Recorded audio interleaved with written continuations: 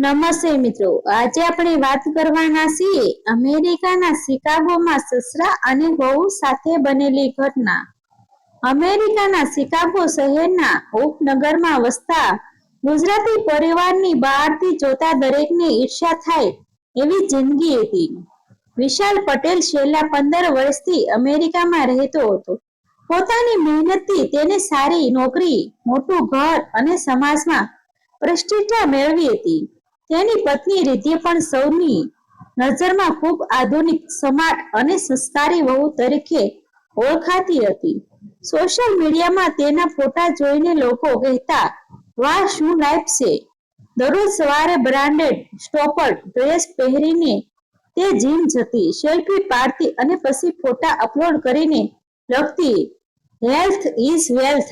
તેને જોઈને ઘણા લોકો પ્રભાવિત થતા. ઘરમાં પણ બધા માનતા કે રિદ્ધિ પોતાનું સ્વાસ્થ્ય જાળવવા માટે ખૂબ મહેનત કરે છે. પરંતુ ઘરની 4 દિવાલોની અંદર એક અલગ જ હકીકત ધીમે ધીમે જન્મ લઈ રહી હતી. વિશાલના પિતા મનહરભાઈ થોડા મહિનાઓ માટે ભારતમાંથી અમેરિકા આવ્યા હતા. નિવૃત્ત શિક્ષક હોવાથી તેઓ જીવનને ખૂબ નજીકથી જોતા અને માણસના વર્તનમાંથી ઘણી વાતો સમજી જતા. શરૂઆતના દિવસોમાં તેમણે કંઈ ધ્યાન આપ્યું નહીં, પરંતુ થોડા સમય પછી તેમને એક વાત ખટકવા લાગી. રિદ્ધિ રોજ 2-3 કલાક માટે જીમ જતી, પણ તેના શરીરમાં કે જીવનશૈલીમાં એવો કોઈ ખાસ ફેરફાર દેખાતો નહોતો. બીજી તરફ ઘરના ઘણા કામ ધીમે ધીમે કામવાળી પર આવી ગયા હતા. બાળકોના લંચથી લઈને કપડાં ગોઠવવા સુધીનું બધું કામ કામવાળી કરતી. રિદ્ધિ મોટા ભાગે ફોનમાં વ્યસ્ત રહેતી. જ્યારે પણ કોઈ પૂછે કે શું કરે છે, ત્યારે જવાબ તૈયાર રહેતો, જીમમાં બહુ કઠિન વર્કઆઉટ થાય છે, થાકી જાઉં છું. એક દિવસ મનહરભાઈએ ધ્યાન આપ્યું કે રિદ્ધિ સવારે 10 વાગ્યે જીમ જાય અને બપોરે 1 વાગ્યા પછી પરત આવે. તેમને આશ્ચર્ય થયું કે આટલો લાંબો સમય ખરેખર વર્કઆઉટમાં જતો હશે. તેમણે સીધું કશું કહ્યું નહીં. થોડા દિવસ સુધી શાંતિથી નિરીક્ષણ કરતા રહ્યા.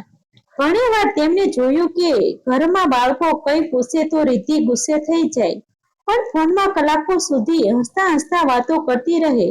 મનહરભાઈના મનમાં પ્રશ્નો ઊભા થવા લાગ્યા. તેઓ કોઈ પર આરોપ મૂકવા માંગતા નહોતા, પરંતુ પરિવારના વડીલ તરીકે સત્ય જાણવું જરૂરી હતું. એક સવાર આવી જ્યારે મનહરભાઈએ નક્કી કર્યું કે આજે તેઓ જાતે જોઈ આવશે. રિદ્ધિ હંમેશની જેમ તૈયાર થઈ, મોંઘા ચશ્મા પહેર્યા, હાથમાં પાણીની બોટલ લીધી અને ગાડી લઈને નીકળી ગઈ. થોડા સમય પછી મનહરભાઈ પણ પોતાની ગાડીમાં નીકળી પડ્યા. તેઓ દૂરથી તેની પાછળ જતા રહ્યા. જીમ સુધી પહોંચ્યા પછી તેમણે જોયું કે રિદ્ધિ અંદર ગઈ. મનહરભાઈ બહાર પાર્કિંગમાં બેસીને થોડો સમય રાહ જોતા રહ્યા. લગભગ 20 મિનિટ પછી તેઓ ધીમે ધીમે અંદર ગયા. જીમમાં પ્રવેશતા જ તેમની નજર રિદ્ધિ પર પડી, પરંતુ જે દ્રશ્ય તેમણે જોયું તે તેમની કલ્પનાથી પણ અલગ હતું.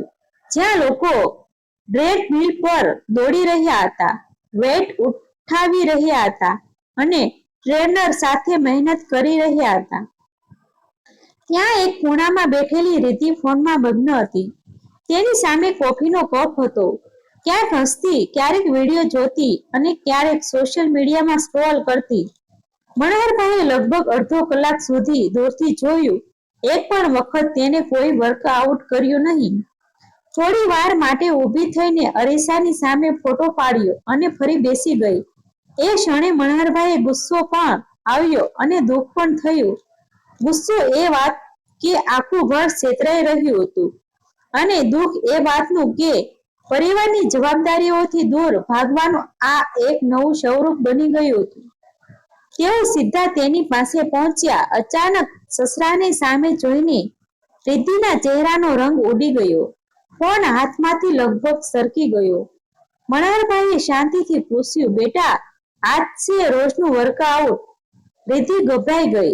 તેને કંઈ બહાનો બનાવવાનો પ્રયાસ કર્યો, પરંતુ મનોહરભાઈએ બધું પોતાની આંખે જોઈ ચૂક્યા હતા.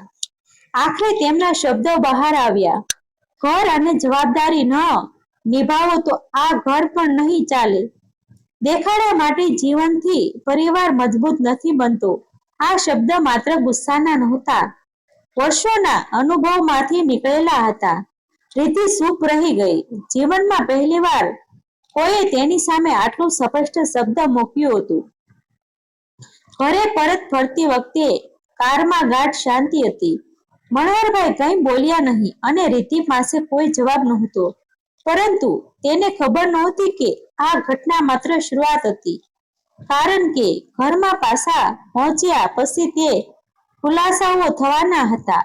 તે આખા પરિવારનું ભવિષ્ય બદલી નાખવાના હતા.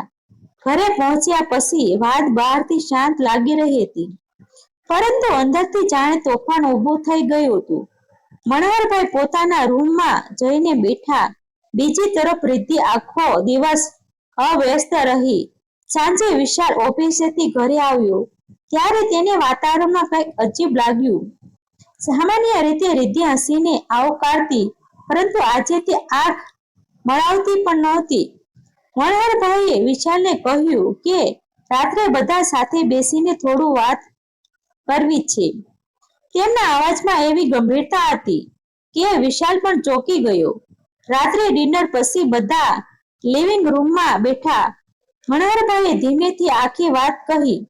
જીમમાં શું જોયું, છેલ્લા ઘણા મહિનાથી શું નિરીક્ષણ કર્યું અને કેવી રીતે ઘરની જવાબદારીઓ ધીમે ધીમે બીજા લોકો પર ધકેલાઈ રહી હતી. શરૂઆતમાં વિશાલને વિશ્વાસ જ ન આવ્યો. તેને લાગ્યું કે કદાચ કોઈ ગેરસમજ હશે, પરંતુ જ્યારે મનોહરભાઈએ શાંતિથી દરેક વાત સમજાવી ત્યારે તેની આંખો સામે છેલ્લા ઘણા મહિનાઓના દ્રશ્યો ફરી વળ્યા. બાળકો ઘણીવાર ફરિયાદ કરતા કે મમ્મી પાસે સમય નથી. ઘરમાં નાના નિર્ણયો પર કામવાળી કે બીજા લોકો લેતા. રિદ્ધિ હંમેશા વ્યસ્ત હોવાનો દાવો કરતી, પરંતુ ખરેખર અવ્યસ્ત ક્યાં હતી? વિશાળે રિદ્ધિ તરફ જોયું. કદાચ તેને આશા હતી કે તે તરત જ કહી દેશે કે આ બધું ખોટું છે, પરંતુ રિદ્ધિની આંખોમાં આંસુ આવી ગયા. ઘણા સમય સુધી ચૂપ રહ્યા પછી તે બોલી, હા, હું જીમમાં એટલો સમય વર્કઆઉટ કરતી નહોતી. આ શબ્દ સાંભળીને રૂમમાં મૌન છવાઈ ગયું.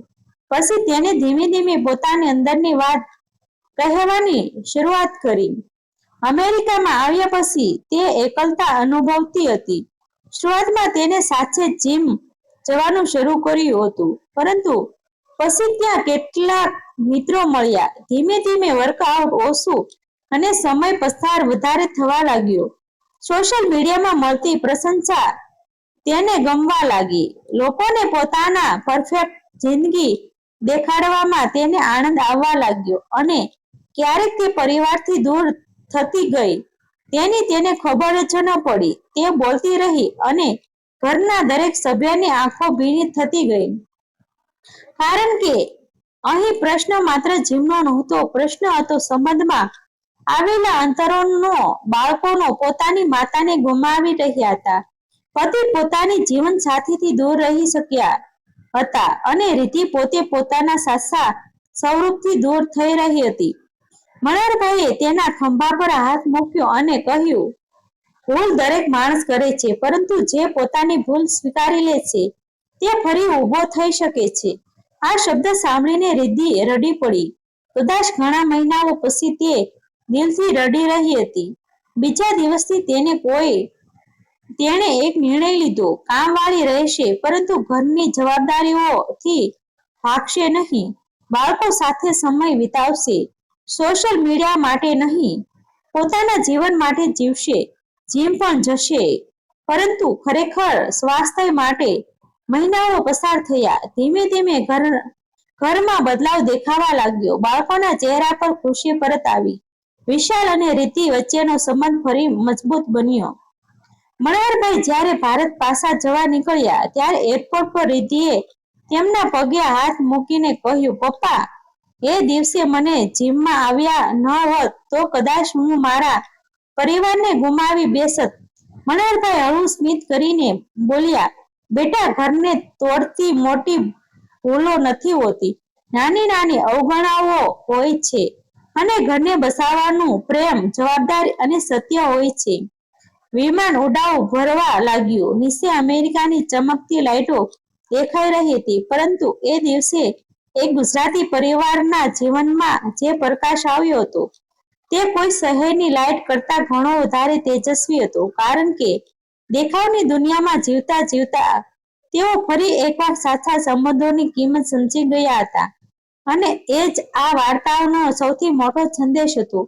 પરિવારને સમય આપો, કારણ કે સોશિયલ મીડિયા પર મળતી તાળીઓ કરતા પોતાના લોકોનો સ્મિત હંમેશા વધુ કિંમતી હોય છે. આ વાર્તા સત્ય આધારિત છે. પાત્રના નામ અને દ્રશ્યો અમે બદલેલા છે. આવા જ વિડીયો જોવા માટે અમારી ચેનલ સાથે બન્યા રહેજો. આભાર મિત્રો. ગમે તો શેર કરી દેજો.